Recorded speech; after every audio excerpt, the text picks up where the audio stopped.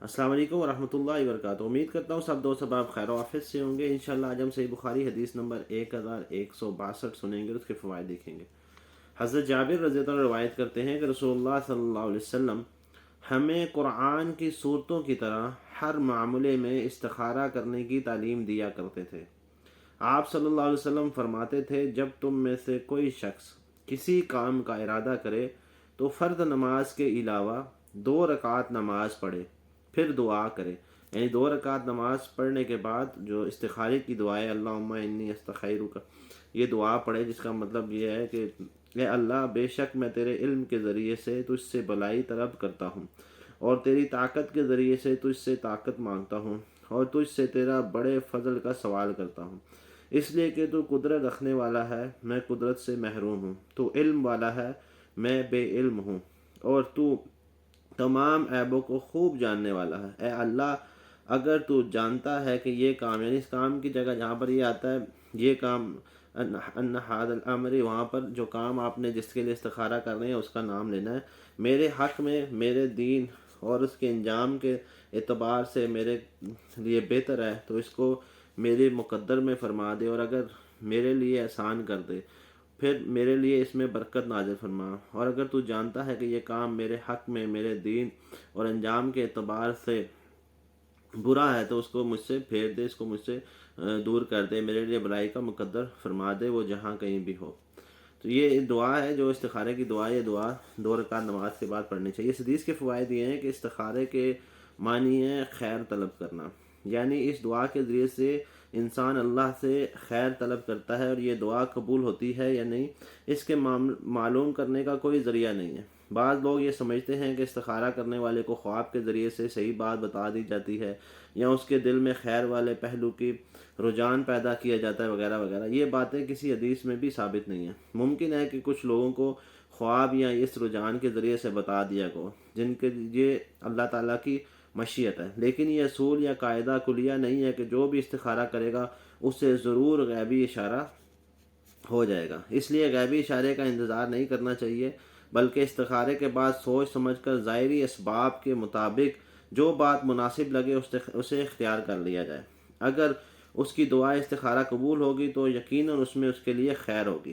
اس کے علاوہ نقصان کے امکانات کو بھی جو ہے وہ مد نظر رکھنا چاہیے۔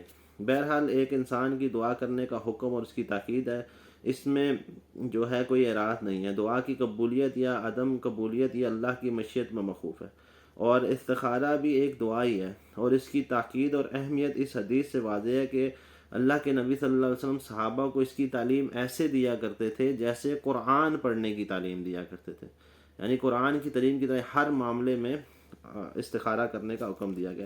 اس کے علاوہ جو دوسرے قسم کے استخارے کرتے ہیں، جو خاص طور پہ ٹیلی فونوں کے اوپر والدہ کا نام لے کر، یہ سارے استخارے جو ہیں یہ صرف شیطانی عمل ہے۔ اس طرح استخارہ نہیں ہوتا۔ کوئی دوسرے آدمی سے استخارہ کرانا کہ وہ کہیں اور پہ بیٹھا ہوا ہے اور آپ اسے کہتے ہیں آپ میرے لیے استخارہ کر لیں، اس طرح استخارہ نہیں ہوتا۔ استخارہ انسان کو خود کرنا چاہیے، اور استخارہ خود ہوتا ہے، اس میں خیر ہوتی ہے، اس کے جو معاملات ہیں وہ اللہ تعالیٰ اس کے لیے برکت ڈال دیتا ہے۔ جو فرائض اور واجبات اور سنتیں وغیرہ ہیں ان کی ادائیگی کے لیے یہ استخارہ نہیں ہوتا، یعنی جو آپ کے اوپر فرض ہے وہ تو آپ نے کرنا ہی دیں۔